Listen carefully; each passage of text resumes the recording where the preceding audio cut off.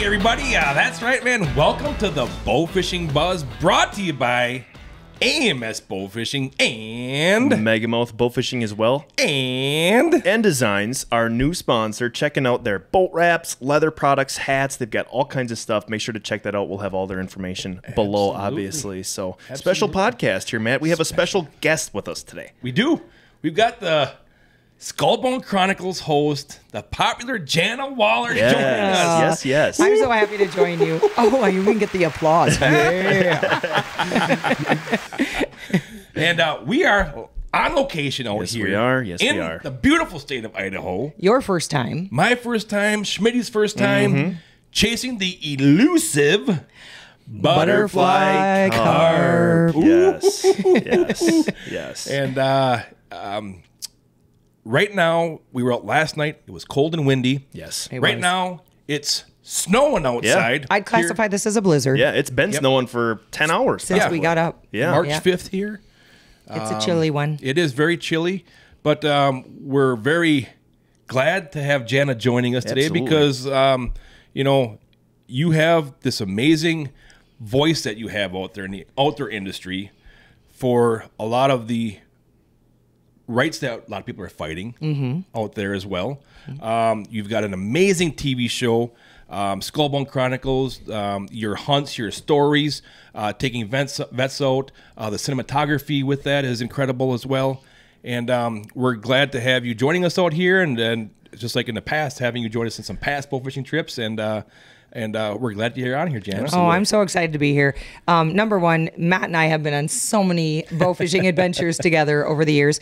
And what some people might not know, I have been literally partnered with AMS since the very beginning. That's cool. Since the very beginning. I'm from Wisconsin. Yes. And let me back this up a little. You like cheese curds? Yes. Go cheese curds, You go like the pack. Packers? Oh, yeah. Go cheese curds, go pack. That's the most Wisconsin thing I've ever heard.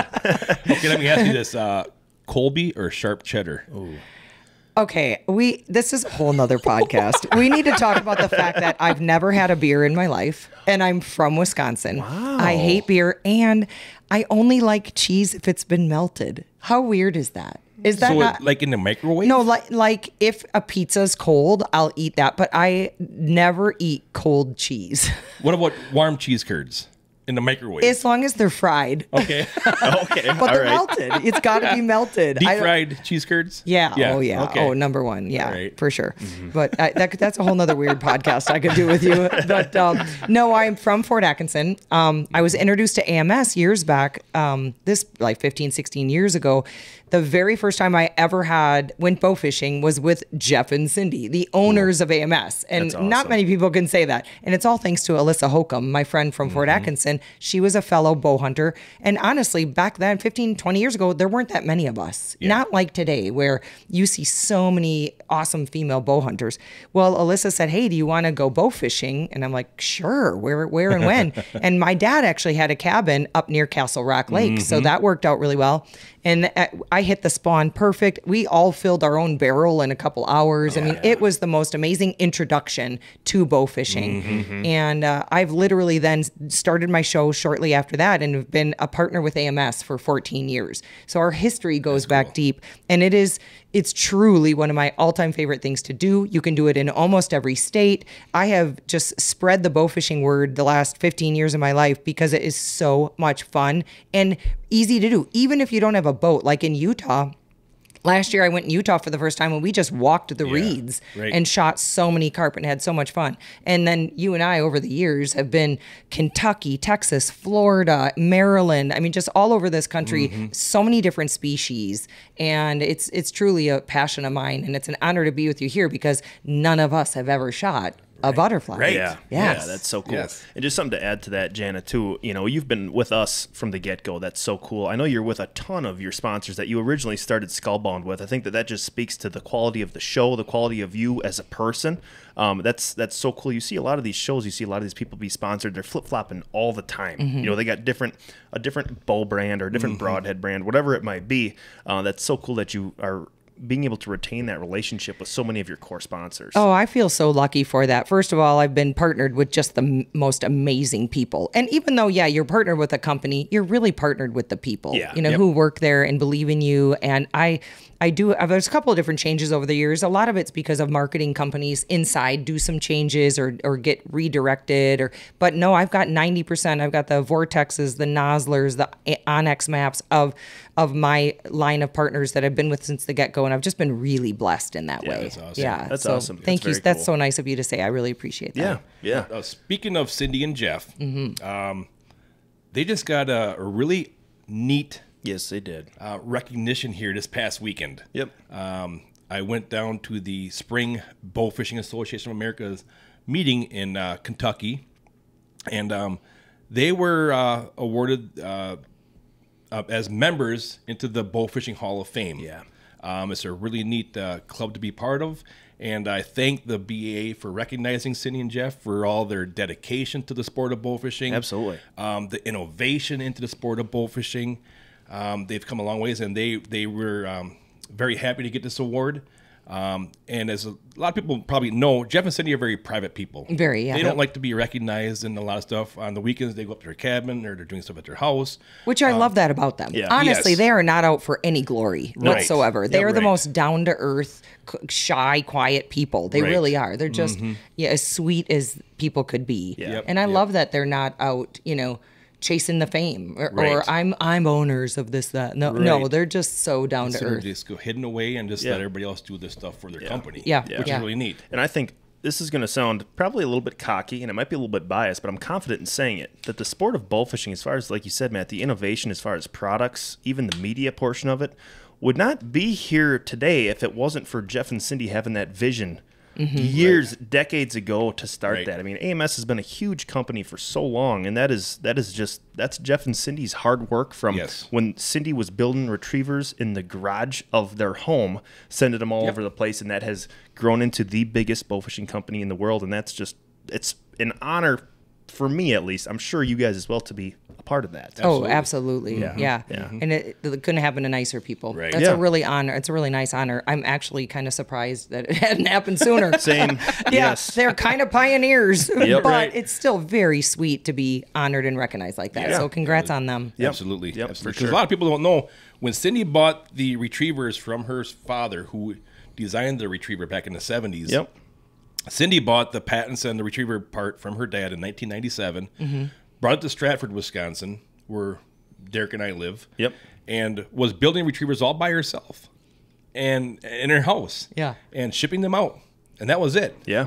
Yep. And to see where they are now, finally Jeff had to quit his job and come and help Cindy, so they were building retrievers out of their garage. Yep. That's so cool. Yep. That is the American dream right there. Oh, yeah. It is. Yep. It is. Yep. She'll tell stories every once in a while that you'll kind of get a little bit of a sneak peek back into that, So Yeah. I went to school with their son Sawyer, and we were talking a couple weeks ago, and Cindy said, "Yeah," she said, "I remember we were building those reels. I was building 15 an hour with a flathead screwdriver and all these parts by myself. And first off, 15 an hour for one person, not using electric screwdrivers, that is a fast. hell That's of a lot. rate. That's a lot. And she goes, "Yeah, Sawyer was over in the playpen. I had him out there in the garage."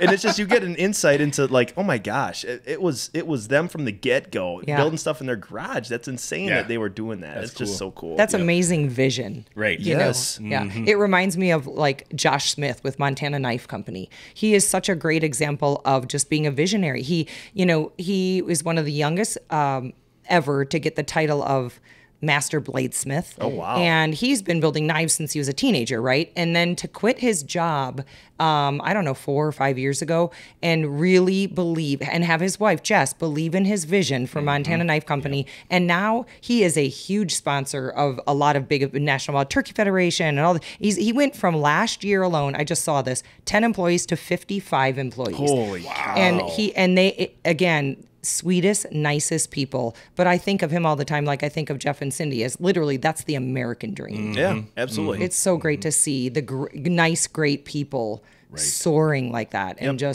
and then helping out all their employees. And just, honestly, it's great to see small companies go big. Yes, absolutely. Yep. So I gotta get another shout out here to Ron Skirvin, who was also inducted into the Bowfishing Hall of Fame. Ron is a pioneer. He designed the Sure Shot points Oh, years okay. ago Oh. in Stevens Point, Wisconsin. Wow. Nice. Yeah. Yep. I didn't And- realize it was that close. Yeah, Good Lord. And, it was so cool because Ron was there, and when they gave him his plaque and awarded him the Bowfishing Hall of Fame, he came up and he did a little talk, and he got choked up and he got a little teary-eyed, and it was so cool to see that. But what I found very interesting was Ron was telling a story how he shot his first fish when he was 8 years old. Oh my gosh. All right. And Cindy's letter that she had written up for the BAA Hall of Fame, she told a story about shooting a carp with her dad when she was 8 years old. Oh my, what are the no odds way. of that? Yes. Oh. How cool is that? Yeah. That's cool. That's cool. Kudos to their parents. Yes. Yes, Raising them absolutely. right. Yep. Every kid should be in the great outdoors. Absolutely. Yeah. Yeah, that's very cool. That's special. That's very Yep, cool. yep. Yeah. But we are down here in Idaho now.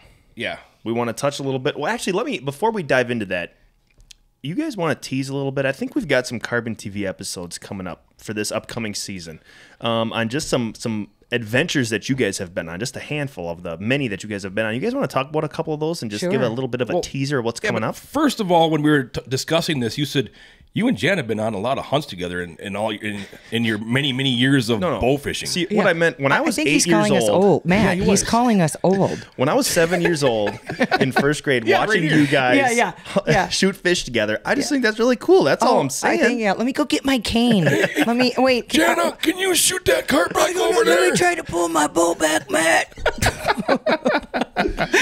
Oh, you guys just You been young doing it. You punk. guys are He's so just a young good. pup. Yeah. Little D. Schmitty over there. That's funny that you say that because last night we get on the boat and Jenny asked me, she goes, so like, what's your name? Schmitty? Is that Yeah. like your first? I'm like, no, my first name's Derek. Last name's Schmidt. Matt calls me Schmitty. People just refer to me. They don't even know my real name. It's just Schmitty from you calling it on the podcast all the time. D. Schmitty. Yeah, Schmitty all the time.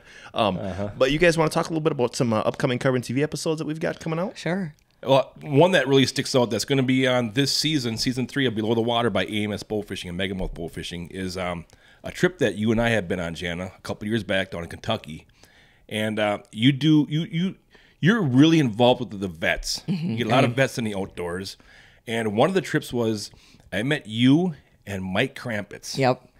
Mike Krampitz through Wishes for Warriors. Yeah. Wishes for Warriors is a group, one of the groups I work with that just focus on getting combat vets back onto the water, into the mountains, into the woods, obviously for the purpose of, getting them back into nature, because Mother Nature is so healing, Yes. in so many different ways. But it's also that camaraderie. And Mike's story that he shares with us during this bow hunting trip is just so important, I think, for the world to understand what he is the perfect example of what some of these men and some women go through, these combat veterans who, see hell and back and come back, and they then have to try to get reacclimated back into society, back into a normal daily routine. Yep. And it can be super challenging, especially after they've lost their friends, often lost their limbs. In Mike's case, he was one of those guys who was kind of homebound.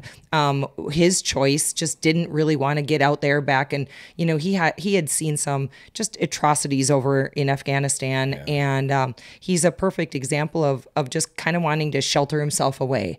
And in the course of our trip down to Kentucky, shooting big heads, it was his first time bow fishing. He was so excited to get out and do that. And he shared with us in his spine interview. For those who might not know, a spine interview kind of drives the show and talks about what we did during the trip. And he just gets really deep and choked up and really raw and shares with us what that trip has done for him. And it's so important for people who may not have close family or friends who are combat vets to understand what they're going through when they come back. They often don't want to, first of all, culturally, what we're dealing with in this last decade is hard when you see people burning the flag and disrespecting our military and our first responders, and that can be hard. And then if they've lost friends, or in Mike's case, seen children blown up, he had a child die in his arms over there, and it's just, we need to understand and take care of our veterans better. But I love that simple bow fishing trip, what it meant to Mike, and he does such a great way of sharing that. Yes. So I'm excited for you to re-release that episode. Yeah, I'm looking forward to it because that was a great trip just to see Mike really open up on that trip. Yeah. From shooting fish. Right, exactly. It reminds me of another hunt I did with a vet. It was just a turkey hunt, right? A simple turkey hunt that we can do in almost every state. And it was Greg Stubbe, and he's just an incredible combat vet, blown up in a Humvee.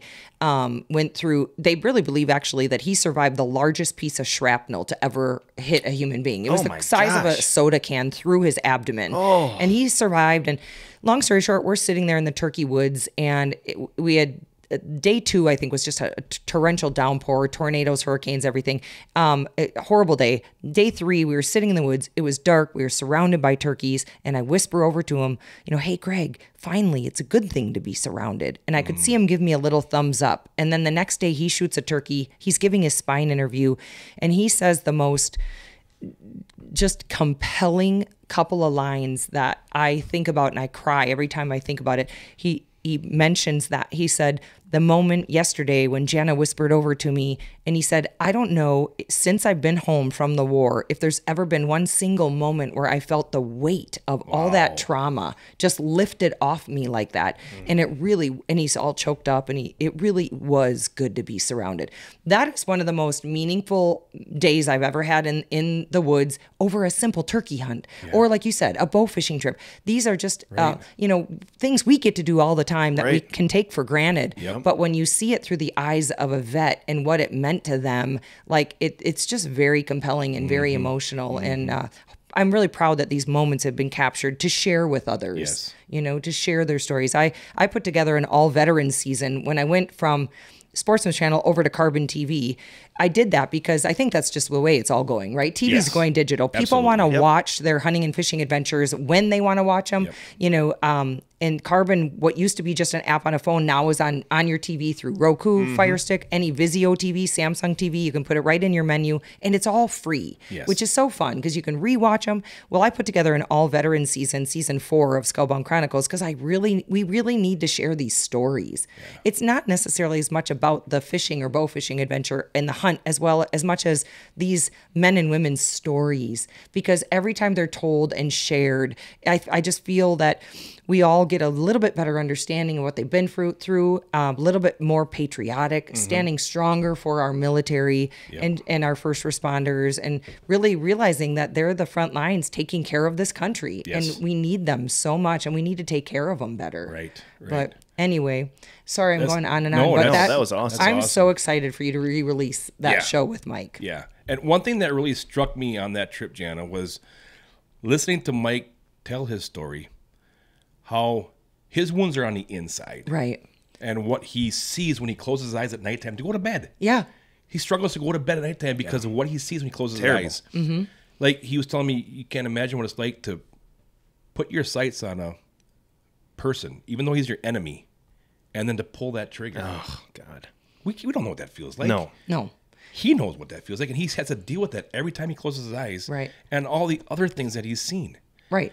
And to stuff no human should have to see. No. Absolutely. No human should have to see their friends dying, their brothers dying, or kids dying. And it is a horrible side effect of war, but war is here. It's not going anywhere, and we need to learn in this country as well as the world how to take care of our veterans better. And the thing about Mike and sharing that, number one, it's healing for him. I have a lot of friends who are veterans and who have shared with me their knowledge and insight from being in wars. Tom Spooner said it the best. He said, a lot of guys come back and they have a burden of, why did I survive and my friends didn't? Why are I'm looking around in this country and we're not appreciating the flag and our freedoms as much as we should, and there's burden in that. And that burden does not belong to that veteran. That burden belongs to every single citizen in the United States of America. And if our men who are they're warriors, they're supposed to be strong and battle and fight, but they also need to learn to talk about it and to share with it, because every time they do, this is how Tom put it to me anyway, every time they do, it's like they have a full cup of burden, and every time they share their stories, they pour a little bit of burden out into other people's cups, and then it's only a half a cup of burden, and he can deal with that, or she can deal with that. And that's what I think the hunting and fishing can do for our veterans, is that bonding and friendships where they feel comfortable enough to talk, and then we know their stories, we can share their stories, and you would not believe what my friend went through, you know, and so we can all as a country better understand and take care of our vets better. Yeah, well said. Yeah. And I remember at the end of that trip, when it was all done, it was our last afternoon there filming and hugging Mike on the Ohio River, you know, and sharing that experience with him. I got choked up. I had a tear coming down my cheek, and I think you did too. Oh, I always do. Yeah. And to have to say goodbye to him, it was a really special trip. Oh, and Mike is just the sweetest soul anyway. I think my Mike actually works for Wishes for Warriors, which is so awesome. But it's so sweet. When you gave him his own AMS bow, it was like you were giving him the world. Like, it was the He did not want to take it. No. He was like, I don't what? want handouts. Yeah. He's like, no. And Right. it's just the sweetest moment captured on video. And I just loved it. And I thank you for AMS for supporting our vets the way you guys do. Like, it really does mean a lot. I've got the best partners in the world. That's cool. I really do. Yeah, So that's very cool. that's going to be on season 3 on Carbon TV below the H2O. Then there's 2 other episodes that are going to be on there with you, Jana. Oh. We've got the Stingrays. Okay, yeah. With Corey. With Corey Brosman and Jules McQueen. Yep. That we were out last year on filming. So much fun. And then we also have our Texas alligator hunt. One of my there. favorite trips ever. Oh my gosh. It's called the Texas Sleuth Surprise. Oh, that is a perfect title. In so many ways, you're going to have to watch to figure out why, but that's pretty perfect. Yeah. That's awesome. Yeah, Awesome. that's a good one. I almost don't want to give anything about that one away. Before we move on, I do want to say on the Mike Krampus story that Yeah. we are going to be re-airing, that was edited and put together by your cameraman, Heath. Yeah. Yep. H2O Productions. H2O Productions. Who's yeah. actually here right now filming us here in Idaho. Yeah, which is so fun for me Yeah. because there have been a lot of bow fishing adventures we've been on, but I've never had Heath, you know? Yeah. And so Heath is award-winning cinematographer, and it's going to be fun to see what he gets. He's over there going, come on now. He's sitting over You there. guys. But no, it's fun to have him on this trip and to, just see what he captures because he's a magician. Yeah. I call him the magician all the time. Literally, especially when he takes footage when I'm out. Sometimes I'll film myself if it's a last minute hunt or something easy to do where you can film from the ground blind or something like that. Or antelope. John, my husband, will film me. And Heath, we always joke about being the magician because I give him chicken bleep and he turns it into chicken soup. So he's a magician. I'm excited to have him here with us. Yeah, I'm excited. That's too. cool. That's very cool. So let's move on to our Butterfly Carp down here in the beautiful state of Idaho. Derek, you kind of want to lead us into our first night that we had here, Yeah. our first day getting here and all that? Absolutely. So we landed yesterday mid-afternoon-ish, drove out to our beautiful little bunkhouse Airbnb here, just an awesome little, we met Oscar, the owner, this morning, just a salt-of-the-earth great guy, just a beautiful little Airbnb here. Jana and Heath were here, said our hellos there. Yep. Then we met Travis and Jenny Oviatt down at the boat ramp at 4:30, 5 o'clock. If you guys remember back, we had them on the podcast here, I think maybe episode 72 or 73. 2 or 3 podcasts. Yeah, so we whipped up this trip between that podcast and right now. So that's pretty cool. But we were talking to them, and they said, before we go out and shoot, we're going to bring you guys down to a friend of ours. They're going to make you guys a steak dinner before we go out onto the water.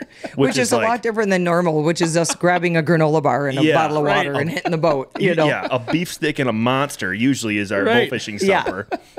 So we're going down there. We meet Travis and Jenny, great people, just awesome. Oh, yeah. Just fantastic So people. sweet. Great guide, great people.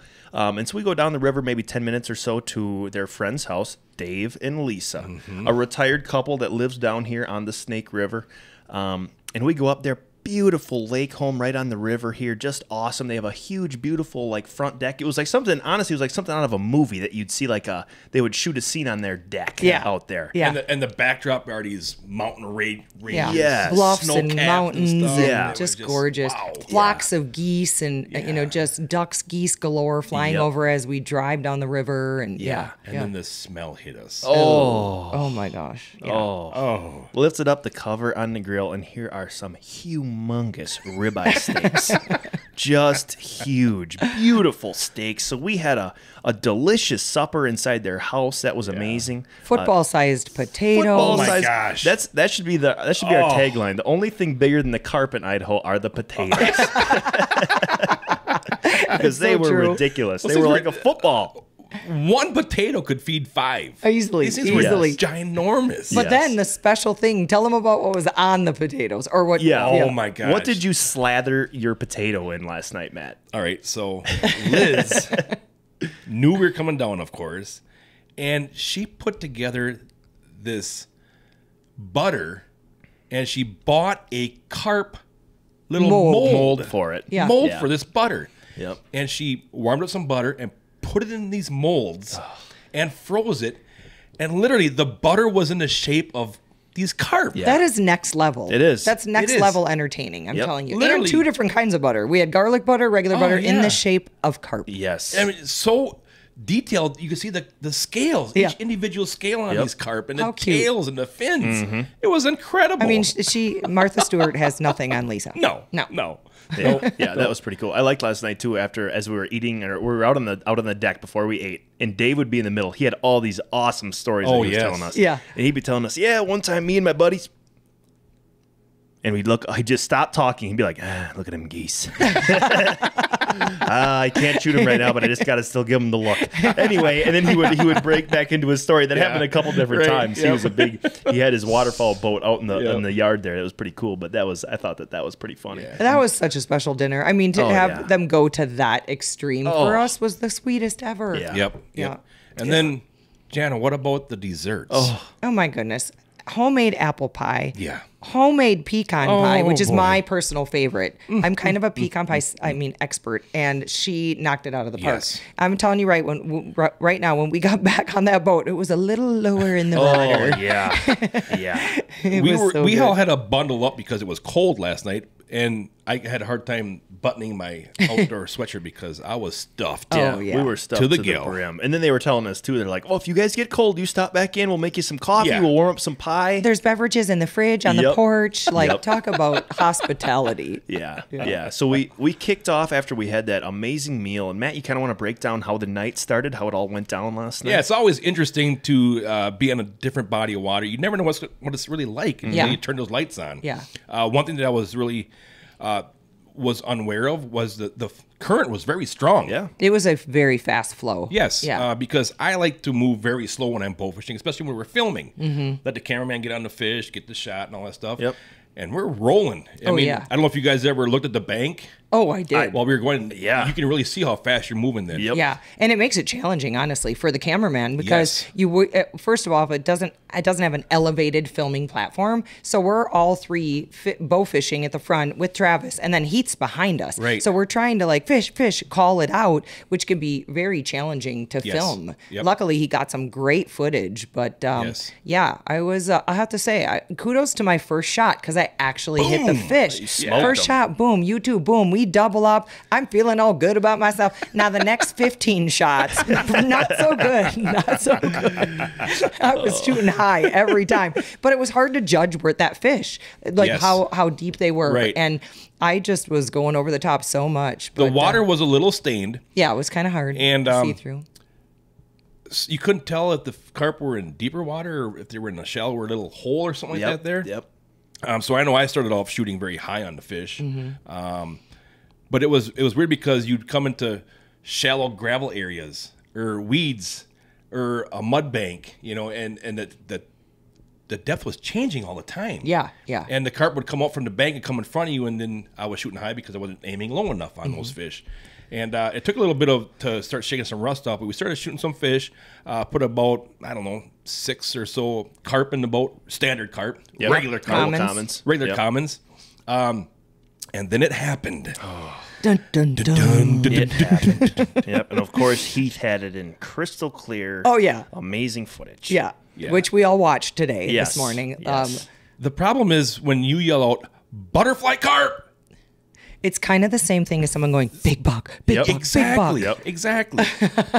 The old heart starts ticking a little faster and the sweat beads start rolling because, it's a butterfly carp, man. That's why we're here. That's why we're here. Yeah. Exactly. Exactly. So what happens on the first one that we saw?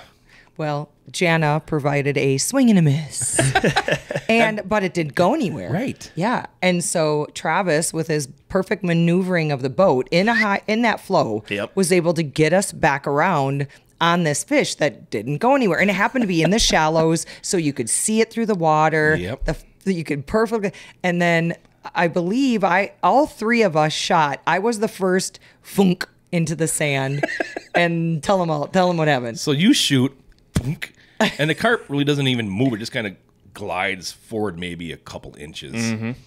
And all of a sudden, Funk. that was D. Schmitty's Yep. shot. Right. Missed him left. Yep. Tickled its fin, I believe. Yep. I think I nicked his cheek. Yep. And I was on the left side of the boat, and I came over and got between, I think, Jana and Heath. Uh-huh. And I was standing behind Heath. And it's coming right at the boat. I'm like, here we go. I'm going to be raising up my first butterfly carp for a picture. I'm going to check that off my list. Give me Draw a shot. back. Thunk! Right in front of his nose. All beautifully captured thanks to yes, Heath. of course. On video, funk, funk, funk, 3 misses. Yep. Yeah, and Yep. we're feeling optimistic because we still got a couple of days. But I'm telling you right now, if we don't land a butterfly, we're gonna all be crying, Yeah. crying because of that shot. Yeah, it was funny. It was so funny. Yeah. But that's what the beauty of bowfishing is, really. Honestly, you get to reel up, keep going. I tell people that who've never been before, and some people are a little intimidated with it. And what if I miss? And it's not what if. You're going to miss. Yeah. Right. But the beauty is that you reel it back up and you keep going. Yep. Yes. That's what makes it so much fun. Yep. It really does. Something that I thought was interesting last night, and Travis was able to pick it out pretty easily. And that one that we just talked about that we all three shot on, that one was pretty easy to see that elongated tail fin Yes. of Right. that butterfly. That's where I noticed it was on the tail. Because we were right on it. It was in shallow water. We were all able to focus in on exactly what we were trying to shoot and look at. But I don't know how many butterflies we saw in total last night. 3? I was Two going or to say 3. I thought it was maybe? 3. The other two that Travis was pointing out, fly right here. If he wouldn't have been up there, I'd have thought it was harder than I was expecting it to be Yeah. to be able to tell that it was a butterfly. Yeah. I'd have just thought it was another common carp. Well, their fin when their fins are tucked in, it just has the exact same shape. Yeah. Right. And because it wasn't the clearest water, super tough to tell. But Yep. yeah, but butterfly fever is the real thing. Oh, yeah. Yes, it is. Yes, Yep. it is. Yep. It's like when you're got that 170. Yeah, That's yeah. out there. Well, I That's don't what ever a- see those, but yeah. Me neither. Yeah. Derek does. Oh, I don't know. But also, which I think was really fascinating, which I didn't know until you shot only the second species that you've ever shot Oh, before. yeah. That's right. Which yeah. is, I mean, the name we called them, was it Crucian. I call them Crucians? Crucian. Is that maybe from the word Croatia or not? Do you know? I don't know. They're like Yeah. cute little gray carp, Yeah. but without the. Yeah, they're not actually a carp because they don't have the barbells. Yeah, that's it. With the So as a crucian, they have a smaller body with higher dorsal fins Yeah. and a bigger tail and stuff, and it's kind of grayish color. And I did shoot one a couple years back, and I know we had this on the pictures in our last podcast. Back in Green Bay, I shot that one. But and when this one was swimming, Travis called it out too. He goes, Crucian. And we got it. It was a nice shot, by the way. They're you not a very nailed them. big target. Yeah. Yeah. And you were shooting straight down, so you had, Yeah. a profile this big to hit that fish, and you smoked them. Yeah. Yeah. Get lucky once in a while. Yeah, yeah, right. Yeah. It was chilly though last night on the It water. was. And Yes, it was. I've never bowfished with it being this cold. Yeah, it was in the but low 30s. His heaters on his boat, I've never seen that before. Yeah, so he had these tubes that came out on the backside of the boat, and he had propane tank way in the back of the boat, and it shot heat out those They burners. almost look like little jet engines Yeah. on your back Yeah. while you're bowfishing. Yeah. I felt like when I was behind you shooting, I felt like a bowler. You know how a bowler will sit there and have like the Oh, airs coming up? yeah. I was doing that with my To dry shooting your hand. I'm hands. like, yep, here we go. Come on, getting ready. You get your trigger finger ready, Yep, warmed up. Yeah. Yep. I think Heath got some burnt buns from trying to film us because he'd be right behind us and he was right in line with those Yeah, heaters. I But was keep thinking I was going to be smelling some burnt Cryptek, but Yeah. luckily I don't think that happened. Yep. But that's a nice setup. It I've was never nice. seen that before. Yeah, That was nice. cool. I took a snap last night at probably maybe 9:30. The first time we turned them on, maybe it was a little later than that. And then I don't know about you guys, but I felt it get progressively colder. Oh, It got yeah. windy. Faster. Yeah. The wind picked up a lot. It was coming right down the chute of the river there, and you could really feel the, And it the was- coolness going right through your clothing. Yeah, and my snap degrees, my Fahrenheit on my Snapchat was 33 degrees in that snap. So I'm really? guessing it dropped a few more degrees. We may Yeah. have even Oh, been yeah. flirting with the upper 20s last night. Yeah. It's chilly. Flip open those shades once there, Schmidt. I want to see if it's still snowing out. Is it still snowing outside? Let's see if it's still snowing outside. Oh yeah. Oh yeah. Is it really? Yeah. Look at the barn over there. Yeah, it's still snowing here in Idaho, but we definitely are going to give it a try tonight. Absolutely. Well, you know what's really fun? I've always been kind of a big kid in this manner, is when I'm on a hunt or I'm fishing, I love all the other creatures that you get to see. Yeah. Last night, first of all, we saw some. I admit, first off, I'm not a duck expert. We saw some ducks none of us could even name. Yeah. We didn't even know what they were. But then it was like the night of the beaver. Yeah, they were Big everywhere in the beavers. banks. Big beavers everywhere. It was Yeah. so cool. Yeah. And then one of them came swimming right up by the boat, and lots of muskrats. Like, it was a really fun night. The snow geese. Oh, the Oh, that's snow right. geese were crazy. Sky turned white. Yeah, did, you could yeah. look up ahead in the river and just see a line of white, and they stuck pretty tight till we got up close. Yeah. And then, I mean, trust me, you do not want to look up and smile with an open mouth. No. They flew right over the boat, just these massive flocks of snow geese. It was so cool. Yeah, that it was was neat. really, really cool. Yeah, you'll end up with the mouthwash that you don't want. No, No, that'd be yeah, bad. Not good. Not good at all. Yeah. But we'll be right back after this little commercial break. Are you looking to elevate your bowfishing brand with stunning design solutions? Look no further than N Designs. Their team of talented designers is dedicated to bringing your vision to life. Whether it's t-shirts, hats, leather products, eye-catching logos, to captivating boat wraps, they have you covered. Plus, with their commitment to excellence and attention to detail, you can trust that your project is in good hands. Don't settle for ordinary. Choose N Designs for extraordinary results. Visit their website today and let's bring your ideas to life. N Designs, where creativity meets excellence. Oh, yeah. That was a detail we did not Thanks, need. Heath. Thanks, Heath. Yeah. Yeah. 5 times on the Yeah, miss. Heath just informed us that that butterfly carp we were talking about was missed 5 times. Yeah, as he's sitting on the couch looking through footage. Thanks, bud. Yeah, yeah, yeah. A little shot to the confidence boost right there. Wah, wah, wah. Yep. But no, I think, we're going to get some more chances tonight. I do, yep. And, sometimes it's really interesting listening to Travis.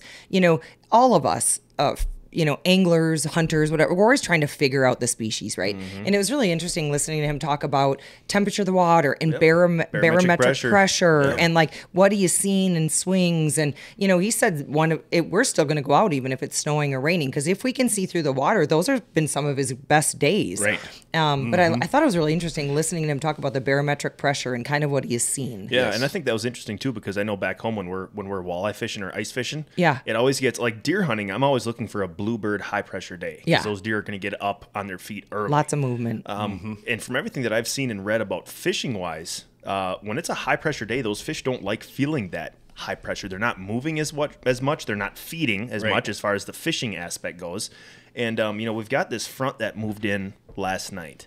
So before a front, your pressure's rising like crazy. The front arrives, it can stay high, and then the pressure plummets afterwards, unless you have another secondary front rolling in, which I don't think we do. So I would be curious if that barometric pressure tonight and tomorrow night is going to drop down, and if we'll see an increased number of fish to go with that. I feel like I'm listening to a meteorologist right now. Oh, I mean, it's Meteorologist D. Schmidt. It's the deer hunting aspect of it that comes into like play. that was really beautiful. I feel like I've just meteorologist. You may have a second career See that after in you. this front, there might be a secondary front coming Yeah. out. Okay. Wait, I feel like where's the green screen? We Yeah. need to have him in front of this front moving through. Well, I think actually I looked on my forecast screen, and tonight's forecast is cloudy with a chance of butterfly carp. There you Oh, go. I Yeah. like your. I Get like ready it. for that. Yeah. Absolutely. Actually, last night, I'm just looking at my barometric pressure little app here, and last night when we were on the water, it was 30.00. And that's if Okay. you get 30 or higher, you're talking that's pretty high pressure. Yep, Is it? Yeah. Right now, it's 29.96. Does it give you a forecasted? Like, what would it be tonight? Or no? It gives me a forecast. Tomorrow's supposed to rise again to 30.04. Yeah, that's too bad. Is that wrong as much as regular meteorologists? I sure to hell hope so. Yep. Yeah. So, Jana, I have a question for you. All right. What do you think that you would be doing if you weren't working with Skull Bound Chronicles in the outdoor industry, what do you think you'd be doing right now? Good question. That is a great question, which I have never been asked, which is brilliant because I've been on a lot of podcasts. To be completely 100% honest, I have no idea. I never thought I'd be doing this. Yep. And I'm going into almost my 15th year. So a lot of people don't even know that before this, I worked in the financial industry for 10 years. I worked for Edward Jones for 10 years. Before that, I was in radio sales, outside sales, which I hated. And so it's funny to even think about being in the hunting and in fishing industry wasn't even a thought in my brain. Did you hunt before? Oh yeah, I grew up hunting. Yeah, I grew up bird hunting in Wisconsin. Family. Yep. Okay. Well, my dad and I. Yeah, my sister. The big joke in my family is my sister only goes outside to get to her car. She would not hunt if you gave her $1 million. Like ever. But my dad noticed in me at a young age just this love of nature, and he invited me to go along pheasant hunting and sitting in the duck blinds. And so all throughout my childhood, I would go bird hunting with him. We'd road trip it to South Dakota. I picked up a bow my freshman year in college. I used to sit in the trees in high school with my high school boyfriend or my dad and just watch the deer. But I picked up a bow when I was 19, and it's been, I mean, you guys could do the math, but it's been 30 plus years. Derek says. A long time. Getting old. And, but I honestly, when my ex and I started Skull Bound, most TV shows only have a 3-year lifespan. Oh, that's crazy. Yeah, at least that was the average back in the day with network TV. You're talking outdoor sportsman channels. And I thought, we'll do this for a few years. And I just really never expected it to go as well as it has and to lead me where it has. It's been an absolute blessing. Like I said, I've been doing this a long time, and but I really don't know. My only other guess would be, if I could look into my crystal ball, is I love conservation work. John and I added it up. My husband John and I, we both belong collectively to 15 different conservation organizations. Oh my gosh. Mule Deer Foundation, Turkey Federation, Safari Club International, Sportsman's Alliance, Howl.org, Blood Origins, on and on. 15 different groups. Sportsmen's for Fish and Wildlife we belong to. And American Bear Foundation. I could go on. Wild Sheep Foundation. But anyway, so I love conservation because the conservation groups are the ones spreading the word that we hunters are the greatest conservationists on this planet. In fact, if you look at my last post on my wall on Instagram, I have Jungle Jack Hanna, who I grew up watching. He was on TV for 30 years until 2 or 3 years ago, he had to step away because of severe Alzheimer's, which is so sad because he and his wife are just the sweetest people. And I've been to their home a couple of different times. Here's Jungle Jack Hanna, known for his animal expertise. As he said his own show for years on end. He's actually curator of the Ohio Zoo. Here he is saying hunters are the greatest conservationists in this country. Wow. And he said, I don't like to debate it with people, but I will. I've been around the world. I know what the world is like. No one protects wildlife like hunters do. Yep. Mm-hmm. And I love that the conservation groups, that's their message. Mm-hmm. Yes, they're out protecting the species they represent, or us hunters like the Sportsman's Alliance or Howl.org doesn't have a species they represent. Sure. But I would see myself, and because I have a public relations and marketing degree, maybe working for a conservation group. Sure. And that was kind of a long answer, but that's a great question. I have to say, I've been asked almost every question under the sun. Yes, I do believe in aliens, by the way. We can go down that road if you want. Sasquatch, I'm not so sure about, but aliens, absolutely. I've not seen one myself, but I have friends who have. But no, that's a great question. But I love conservation work. I think I'd probably be in that arena. And even if my wonderful train ride on Skull Bound and Skull Bound Chronicles comes to an end, I can see myself still working for one of the great conservation groups because I just believe so much you're great at in that. their. Well, I appreciate that. Yeah. But a lot of people who didn't grow up in a hunting family like we three did, they don't know that we have wildlife because we hunt wildlife. Mm-hmm. It's our dollars that pay for wildlife management in every state across this great country. And then you add up, it's billions and billions of dollars every year, and you add up the conservation groups, what they raise, not just, through 1935, I think they put the Pittman-Robertson Act out, which taxes us hunters and then later on us anglers.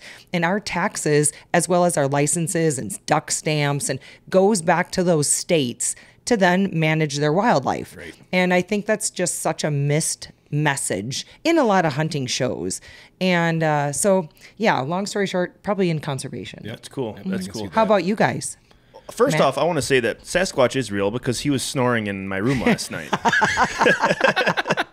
He was in there. Is that what that was? I felt a little rumble in the house. Yeah, there. it wasn't Are you sure thunder. that wasn't me just blowing you a couple kisses? Oh, yeah. Matt blowing kisses. They're out of his rear.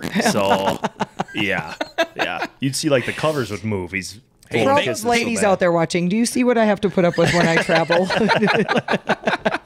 Thank God I didn't get bubble gut on this trip yet. Oh, God. Yeah, that would not be good. No. No. Blah, blah, blah, blah, blah. There it is. Yep.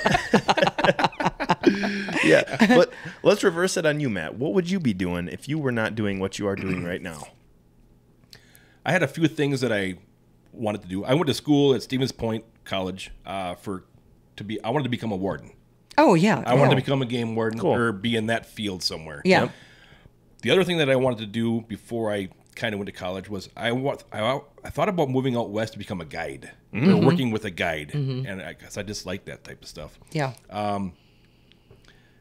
At a young age, I would go rabbit hunting a lot in our backwoods, and I would always carry a camera, and I filmed all my little rabbit hunts. You did? that's That's cool. so cute. Yeah. So that was another venue. I mean, that not to thought date about. us, but how big was your camera? It's probably was like, huge. you know, It like a fit on your boombox. shoulder. Does anyone know what a boombox Yes. is? Oh, I yeah. know Derek doesn't know what a boombox. But a camera on your Yeah. shoulder like a boombox, Yeah. right? Did you have to like do this with it to make it go? You had to like scroll Started it. up like that. Yeah. It ran on gas. No, but I thought about also in the video filming hunts. You watched. Derek probably doesn't know this. Like I used to watch like Animal Kingdom. Oh, yeah. Marlon. Mutual Omaha's. Marlon Perkins. Yes. I used to watch that. I was like, oh, I'd love to film wildlife. So that was another thing. But anyways, I went to school to become a conservation officer, and then in the 1992, I was involved in a car accident. A pretty bad one. Yeah, yep, Yeah. pretty bad one. Which is really, I'll tell you a little sidekick on this story. But I was involved in a car wreck. I was laid up for 4 months, and then I just went into sales. Went into car sales. My dad and I owned a tavern bar for 10 years. It was awesome. Had just a blast there. But then I was lucky enough to get hired by Cindy and Jeff, but I think what I'm doing now falls back onto when I used to go rabbit hunting years ago and film stuff. And I always wanted to film stuff and show people how much fun I'm having and what I'm doing. Yeah. So I think that's what I'm doing right now. But just to fall back on the car accident, okay, that was in 1992. My best buddy was killed in an accident. The lady that crossed center line was killed in an accident. And I was the luckiest out of 4 people. But here's the strange thing about that. Yeah. Where our car ended up that night, it was a kind of like a blizzard that night. Snow was blowing across the road. And where our car ended up in the ditch and where the paramedics and all that came is literally where the AMS building is right now. Oh, you're kidding. Yeah. You're kidding. Yeah.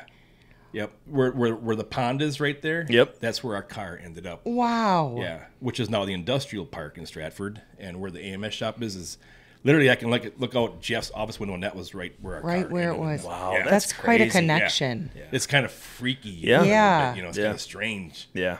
when you think about that. Oh, yeah, that is crazy. To go back on you saying that you're toting a camera through the woods, filming your rabbit hunts, Matt, that so shines through with what you do today. That's amazing how that came full circle. I mean, Yeah. when you are talking about bowfishing and whatnot, the amount of fun and how you genuinely enjoy and love what you're doing, that shines through the camera more than just Absolutely. somebody who's, doing it just as a job to try to make it look cool. You can see that is a genuine love of Yeah. yours. I appreciate that. Yeah, and that's really cool. I That's have a lot really of fun cool. doing it, and I have a lot of fun showing people Yeah. of what the outdoors can give you, man. Yeah. Yeah. Get out there. Yeah. Yeah. Get out there in the Yeah. outdoors. Have fun. Yep.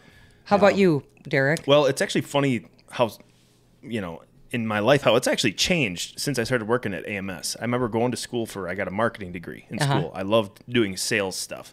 I remember in school, like in high school, we'd have to have a presentation where you'd have to go up and give a 15-minute, some kind of presentation on a book or something or whatever. And I remember I could just always be able to just totally not prepare for it and just walk up and give a 15-minute, excuse the language, bullshit session. And it sounded good, and I would and it would be, I'd get an A on it, and everyone else would be like, oh my God, I gotta get this ready. And I remember being like, well, this is nothing. Like, this is so easy. Yeah. So that kind of marketing sales aspect of things was always something that I wanted to do. and I started working for my first job was at Fleet Farm in sporting goods. Oh yeah. And then after that, I was brought on as summer help at AMS. Yeah. Yep. And that's all it was supposed to be is 3 months of just doing work at AMS.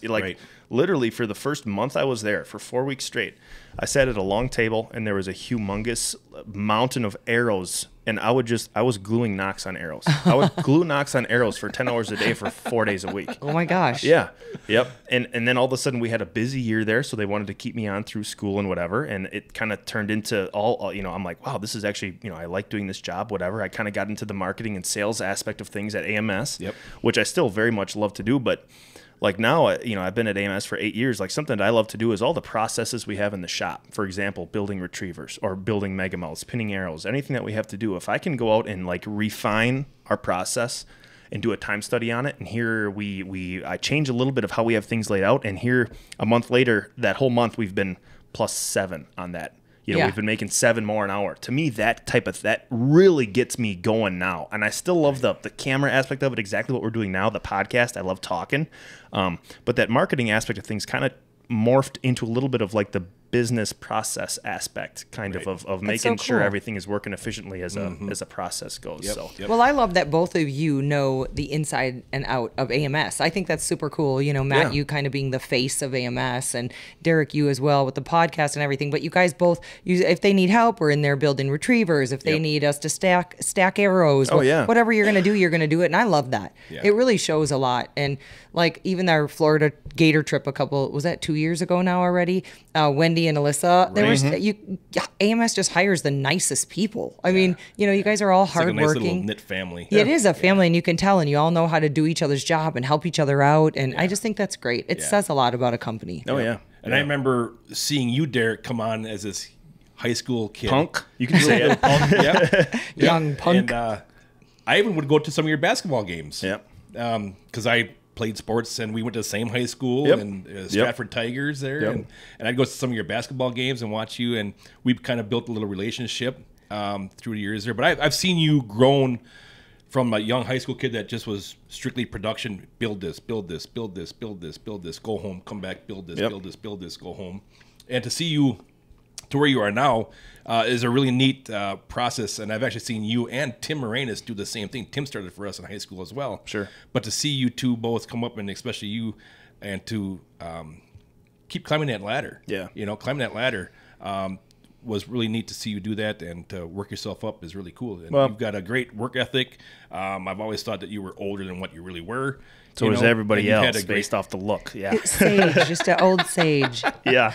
But you've got a great work ethic, and I've seen your work ethic become very strong. Well, that means a lot coming from you, Matt. Well, and nowadays, honestly, let's face it, in this culture that we live in right now, if you have a good work ethic, you are going to go far. Yes. Where it used to be literally 30, 40 years ago, everybody kind of had the same work. You didn't get to sit back and collect disability. You didn't get to sit home and collect COVID checks instead of working hard. Don't let the government give you feed you. Right. Yeah. Exactly. You get hard. If you have a good work ethic, in no matter what industry you are in or have passion about, you're going to go far. Yes. You really are. Because look around. There's not a lot of that. Mm-hmm. Right. Exactly. Right. And I would not. Yeah. And I guess I would say, I never truly answered that question, but if I would be doing something other than what I was doing, I would say it would be, like you said, you were selling cars and stuff. I could see myself doing something like that. And some kind of sales aspect where I get to talk to somebody and try to convince them. Convince is not the right word, but just build a relationship with someone as far as selling a product. Yes. That'd probably be where I would be. Yep. And you're great at it. That's good. You can talk to people very easily. Yeah.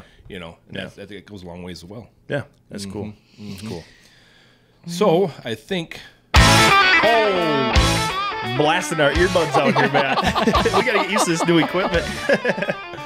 I think that's going to wrap up our episode 75 of the Bowfishing Buzz. Yes. Brought to you by AMS Bowfishing and Megamouth Bowfishing as well. And Designs. And Designs coming on as a sponsor. Absolutely. Yep. Very cool. Very cool. So how cool is this? We're doing a podcast down here in the beautiful state of Idaho. Yep. We're going out tonight to hopefully put a buffalo in the boat. Buffalo. Oh, gosh. Butterfly. Even the word gives you fever. It does. My goodness. But thank you, Jana Waller, for joining us on the Bowfishing Buzz podcast. Thank you so much for having me. Yeah. We had a great time. And hopefully, like I said, We'll get some butterfly in the boat tonight. Hope Make some so. great memories. And this is going to be on your show Yes, as well. stay tuned for this. Will be out in just a couple weeks on Yes. Skull Bound Chronicles on Carbon TV. Check out this episode, and well, we kind of shared a little bit what went on night one. I don't know what's Yeah. going to happen tonight or tomorrow, but it's going to be a fun show no matter what. Absolutely. It is. Absolutely. And don't forget, below the water, or below the H2O, Below the H2O, Carbon TV. March 15th is our Stingray Nacho Oh episode. yeah, getting hungry just thinking about it. Awesome. All right, so from all of us here at Amos Boat Fishing, we wish you the best of luck. And remember, aim low. Think big. Thanks for listening, guys.